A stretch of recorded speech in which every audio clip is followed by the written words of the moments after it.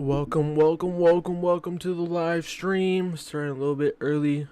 Um, let's just get into it. I'm talking the signees who we got after a stressful, horrible, terrible 2-10 season. You thought, we was probably gonna get like no players to commit. Um, Turns out they turn it around. As you see right here, we are ranked 20th in the country. 12 4 stars, 8 3 stars, whatever. We would have had a 5-star, but we couldn't tell them who the offensive line coach was gonna be. So yeah, that's not. Yeah.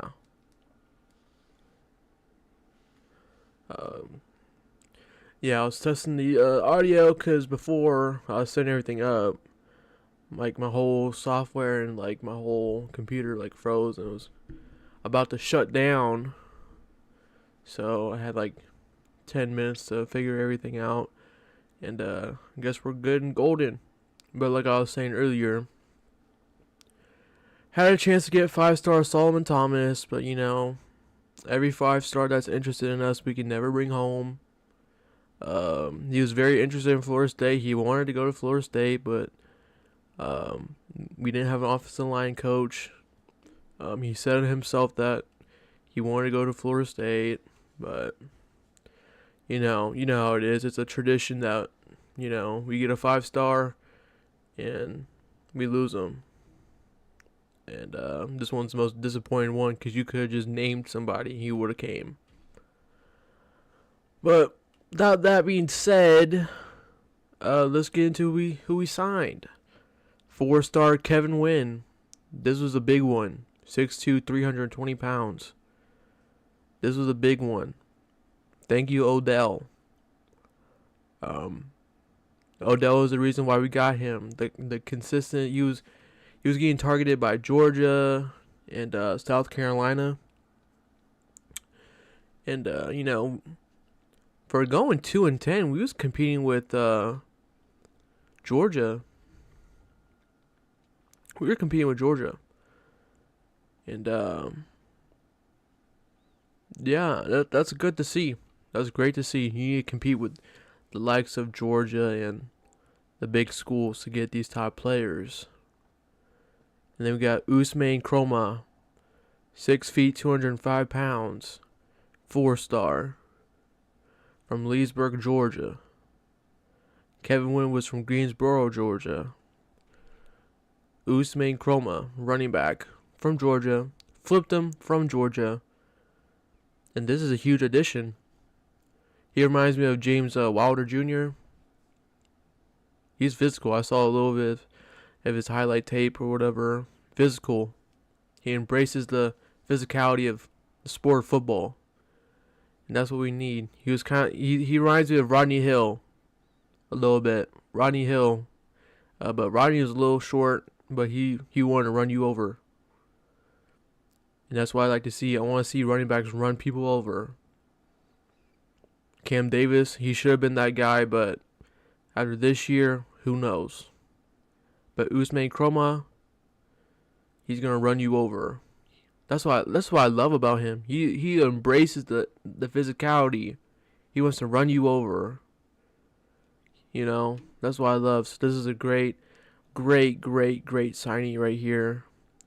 Then we flipped Jesse Harold, edge guy, 6'5", 215, 4-star, from Tampa, Florida.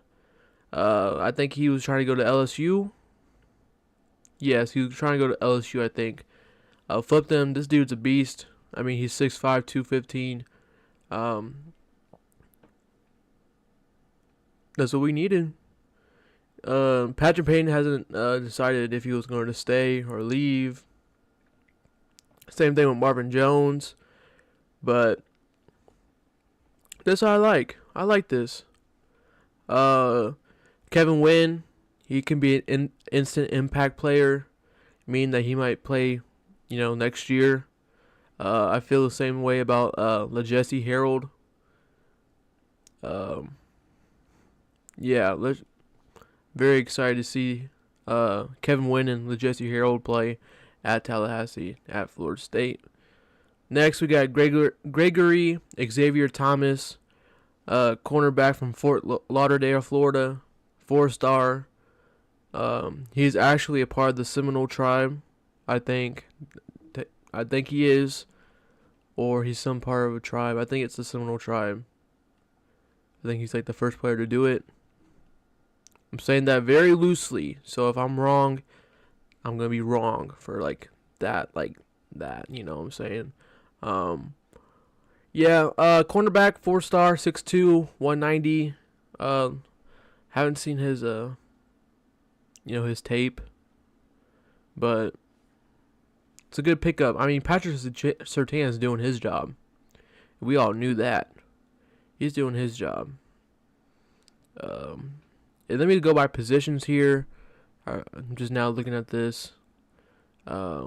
He's number 10 in his position and number 10 in the state of Georgia. That's awesome. Chroma is number 4. He's ranked 4th in his position and ranked 15th in the state of Georgia. I think he even leads receiving yards in Georgia, which is insane. Harold ranked 13th in the position group and then ranked 17th in the state of Florida. So these are good guys. These are really good guys. Thomas ranked 24th in the position, ranked 21st in the state of Florida. Good guys. Mario Nash Jr. This was a must win. This was a must win right here. This was huge. This is big. From Mississippi, Kemper County. Position 13th, ranked and 8th in the state of Mississippi. Mario Nash Jr. That's a huge get. We need offensive linemen. We need big boys that want to block, big boys that want to dominate, big boys that want to, dominate you and tell you right to your face. That's what we need. He's 6'4", 280. Let's see what he does when he gets to campus. Him and Solomon Thomas, that would have been a duo. That would have been something. Next, Javon Boggs, Cocoa, Florida. He's 6 feet and a half tall and 200 pounds. 3-star. He has a transfer from UCF. Some places they had him as a 4-star, but he's ranked 53rd in his position group and then 46th in the state of Florida. I thought he was at UCF already, but I was mistakenly wrong. And this is a good get. Let's see what he does. I want to see how fast he is. And, just wait. I just want to see everybody, put on that uniform and get going, Next, we got Chase Lofton from Omaha, Nebraska. Tight end, like I said, 6'6", 215 pounds, 3-star, ranked 2nd in the state of Nebraska and 25th overall in his position group. This is a good get. 6'6", he's pretty damn tall. Let's see if he can catch the ball like Kyle. And let's see what he does. Let's see what Gus does. I'm very excited. Another edge, Tylon Lee. We flipped him. He was supposed to be another 4-star. I don't know why people are ranking him 3 stars. I feel like when Florida State gets somebody, like for example, they're a 4-star, just like this, they knock him down a star. I feel like that's the only, Florida State is the only place where it's like that. We can get, Luke Krumhawk. Some places they had him as a 5-star, and they knocked him down 4. What are y'all doing? I know you guys are mad hating, but still, give us some credit. But he's from Milton, Florida. Edge guy, 6'4", 245 pounds, ranked 59th in the state of Florida and 61 in his position group. This was a huge get too. Some guys for Florida State already hit the portal. They were defensive ends. And some defensive linemen, was it Byron Turner? He hit the portal. that guy from, I think it was like from Duke or something, or like one of those small schools, he hit the portal too. And who else? There was another one. Oh, Marion Cooper, he hit the portal too. He didn't even see the field. So good luck to him, I guess. But next we got Tayshawn Gelsey from Jacksonville, Florida, tight end. Well, I think Florida State recruited him to be a wide receiver. In Florida, we flipped him from Florida, and Florida wanted him to be a tight end. But he's 6'4", 215, ranked 30th in his position group, and ranked 60 in the state of Florida. Not bad get. I think Gelsey, I think he was supposed to be a 4-star, or I'm just mistakenly. And then I'm going to do these two at the same time. Daryl Disser and Mandrell Disser. If I'm saying that wrong, I apologize. They're both from the state of Florida. They are twins. As you see, one's on the side of the right. His hair is on the side of the right of his head. The other one's on the left side. Daryl is 6'4.5", 240 pounds. Ranked 47th in his position. And ranked 71st in the state. And his brother is 6'3.5", and 240 pounds, ranked 49th in the position group, and ranked 79th in the state of Florida. Both 3 stars. I think this is cool. They're both edge guys, so let's see what happens. If they turn out to be big guys, meaning their performance-wise, this would be a good duo. Twins, right after the quarterback. Ethan Pritchard, this was another 4-star guy that's apparently now a 3-star. He's from Sanford, Florida. Linebacker, 6'2", 205. Ranked position group 68th in the state of Florida, 80th. And great signee. You need linebackers. You need good linebackers. Now let's just see if Tony White and his company develops, his players, unlike people that was on the last staff. Shamar Arnu, Carrollton, Georgia. If I'm saying that wrong, I apologize. Cornerback, 6'2", 175. 71st in the state of Georgia, and then 56th in his position group. This is a good hire, good signee. I don't know why I keep saying good hires. Good signee. Great. Patrick Surtain's doing his thing. I mean, you're getting exactly what you are paying him to do. Bring in your cornerbacks, bring in your safeties. I mean, he's doing it. I mean, I'm glad that Southern Miss failed miserably on hiring the other guy, because Patrick Surtain was definitely going. He was definitely going. But so, thank you guys so much for Southern Miss, for messing up that whole ordeal. We'll take it. For sure. Next we got Tylen Coleman. He's a JUCO guy, transferred. Defensive lineman, 6'4", 285, ranked 9th nationally. Position-wise, 6th in the state, Mississippi, number 5. His nickname is Havoc. So, yeah. Let's see what he does. He'll be an instant guy. Obviously, hopefully he can live up to his nickname, Havoc. And, he's a big guy at 6'4", 285. I want to see if he can move around. So, yeah, I'm very excited for this signee right here. And then Kevin Sperry.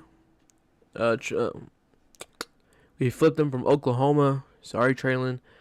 He's from Denton, Texas. Quarterback, 6'1", 200 pounds. He's also a 4-star. No. He's not a 4-star. My bad.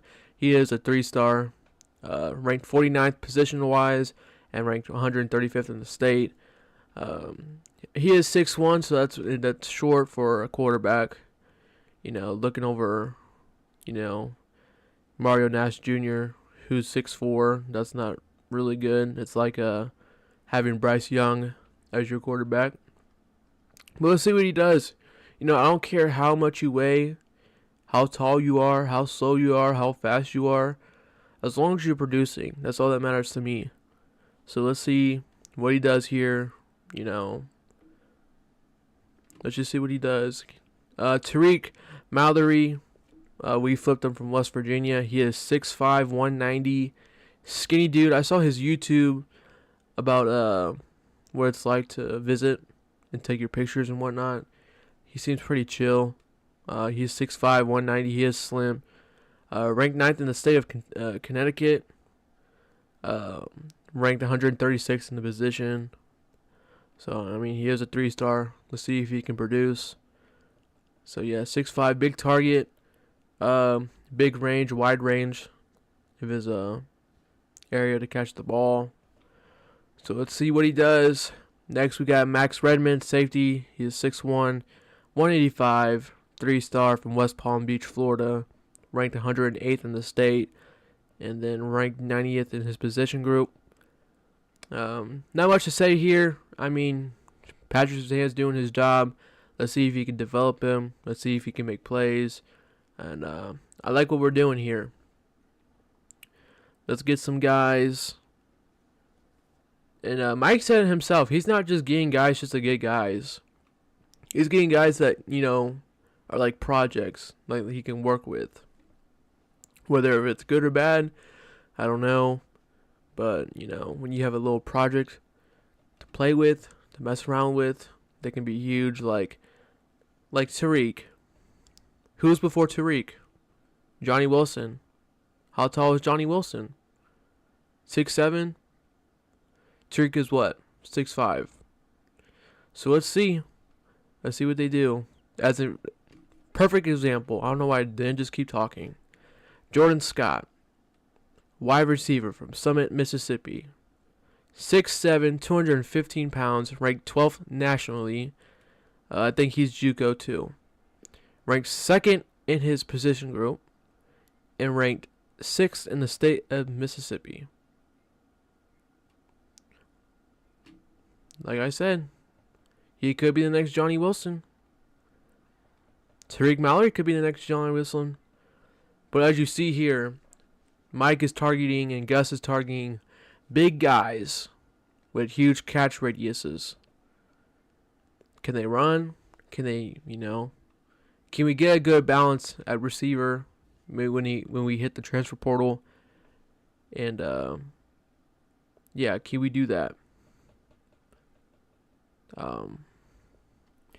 Why does Fred Rouse look? Oh yeah, because Fred Rouse, he's the guy that went to jail and went to prison for something. I was like, why does everybody else's little picture, look like a, normal picture besides this one?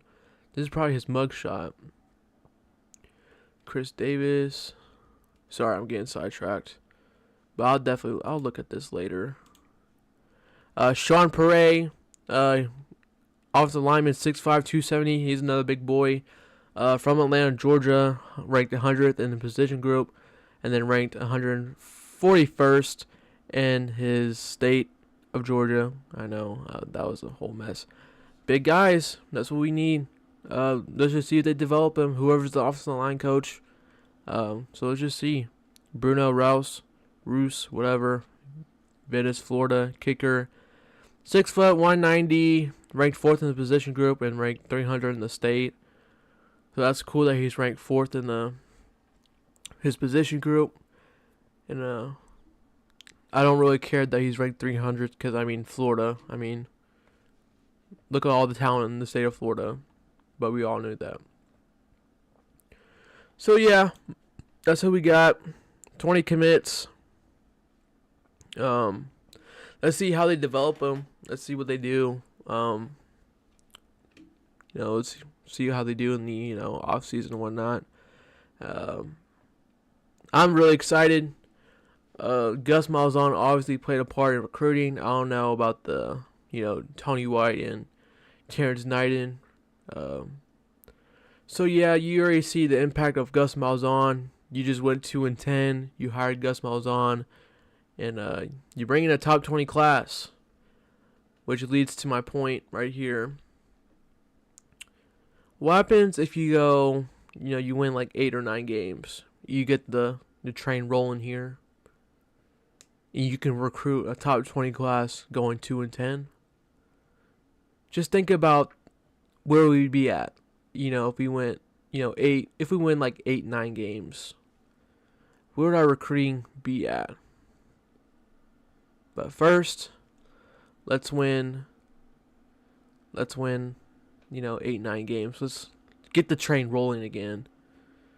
So last time I ended off, they just announced that the running back that flipped from Georgia did sign. So we're here now. Says welcome home, Tony White, defensive coordinator. Says one of the best DCs in the country. He has produced a top 25 defense each of the last 4 years at 2 different schools with his aggressive, innovative scheme. He does run the 3-3-5. If you guys don't know, great day for the Knowles in the NFL. And then we did sign Terrence Knighton, which is a huge win. Huge win. Nebraska fans are just dreading. This is a great hire. 7 years in the NFL. Proven D-line developer. And if you didn't see, Odell is going to a new role. So he still has a job, still getting paid. Everybody's giving him his flowers. But let's see what Terrence brings to the table. Let's see what kind of defensive alignment he brings. He does have connections to the state of Florida. So does Tony White. So let's see how many guys from Florida that we get. Let's see let's just see who he brings and develops. And this defense is going to be good. As long as he has the right tools and the right players to do it, this defense will be good. Just to fix the offense, that's what we have Gus Malzahn for. So let's see. Right here, Tylen Lee signed, and top 10 prospect from Florida. Here's a better picture if you guys want to look at it. He's from Pace, Florida. So yeah, let's just see what happens. This is the Jesse Harold. Yeah, man, this is nice to see. You just went 2-10, and you're getting guys like this. Like what can happen when you're doing good and you're recruiting at this level? Because I know a lot of people are down by the recruiting class, but you just went 2-10. And before that, you were thinking that you might get 8 guys, not even 8 guys to commit. So this is good to see. We did get a new safeties coach and Evan Cooper. I have no idea who he even came from, where he even came from. I have no clue. So welcome Evan Cooper. He's from Miami, so that's good. More ties to Florida, which I love, because Mike has no ties to Florida whatsoever. I mean, if you just recruit guys from Florida, you know how talented your team is. It says here, coaching veteran with more than a decade of experience between the NFL and college programs. Let's see. Okay, so NFL guy. That's good to see. Happy birthday, Rodale. Even though you didn't really play, they're just posting NFL. And that's about it. But yeah. There's a new video coming out. Talking about basketball now. There's a new video coming out later tonight. Talking about the basketball team and its problems. And the women, they're fun to watch. I mean, Ladson scored 38 today in a win against SMU. Insane. Who's the last one to do it? Caitlin Clark. Also missing somebody out. Paige Beckers. I'm excited about the women, what they can do this year. They're a tough team. They don't quit. They were down 20 to Tennessee the other night. They came back barely. They lost. Man, we all know how the men are. And just talk about what their problems are and whatnot. So if you want to go watch, there's going to be a video coming out later tonight. I'll probably post it around 8 o'clock. So yeah, just tune in. Thank you guys for watching. Please like, share, subscribe. I appreciate all this support I've been getting, all the likes, the shares, the comments. So thanks for tuning in. Hit that subscribe button. Or should I talk about the playoffs? Yeah, I'll talk about the playoffs. I'll pull it up. Just give me a second. So I'll be back while I pull up the playoffs.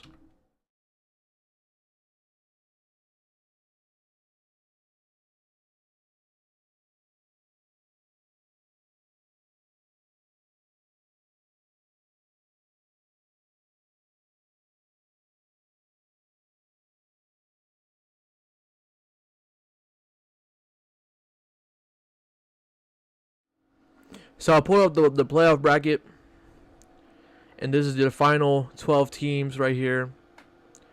As my PC, I don't know if you guys can hear it, is getting ready to blow up. That's why I need a new one. Maybe after Christmas I'll save up for a new PC.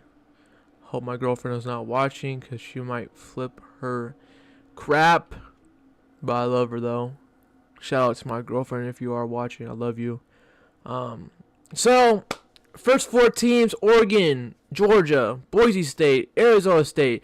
Georgia, if Carson Beck, you know what? I'm going to take the high road because everybody on Twitter. You know what? Give a hand for everybody on Twitter.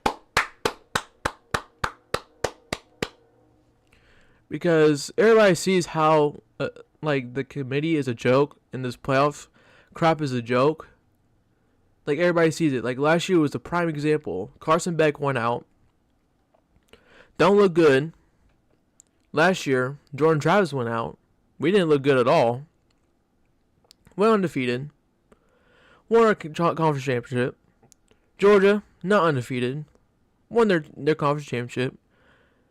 But Florida State was left out, so everybody was saying Georgia should be left out too. I love it. Former players, just people on Twitter. It's awesome. This is why I love the internet, man.